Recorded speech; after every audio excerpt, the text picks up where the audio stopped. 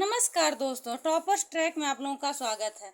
आज हम 1793 का चार्टर एक्ट, उसके बाद 1784 का ईस्ट इंडिया एक्ट, उसके बाद 1813 का चार्टर एक्ट लेकर आए हैं।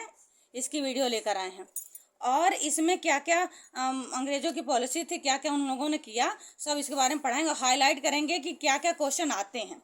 1813 का जो चार्टर एक्ट था एक महत्वपूर्ण अधिनियम था जिसने ईस्ट इंडिया कंपनी के एक अधिकार को समाप्त कर दिया था। 1813 के चार्टर एक्ट में ईस्ट इंडिया कंपनी के एक अधिकार को, व्यापार के एक अधिकार को समाप्त कर दिया था, सिर्फ और चाय और चीनी को छोड़कर। ध्यान रखिएगा, ये क्वेश्चन आता है कि किस एक्ट में एक अधिकार को समाप्त कर दिया गया था सिर्फ चाय और चीनी को छोड़कर, तो 1813 के एक्ट में।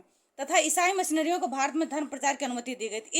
इसी एक्ट में ईसाई मिशनरियां जो थी भारत में धर्म प्रचार के लिए आई थी, ये 1813 के चार्टर एक्ट में था। ये दोनों क्वेश्चन तो आते ही आते हैं, ये चाय और चीनी के व्यापार को और ईसाई मिशनरियों को, ये दोनों क्वेश्चन बराबर पेपर में आते हैं, चाहे जैसा पेपर हो।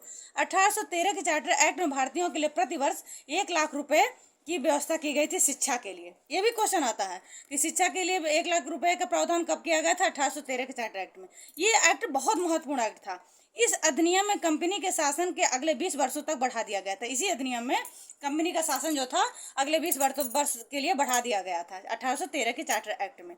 ये जितने भी इसमें क्वेश्चन है, सारे क्वेश्चन बहुत महत्वपूर्ण है, सारे पेपर में आते हैं। धन्यवाद। वीडियो अच्छी लगती है सब्सक्राइब जरूर करिएगा।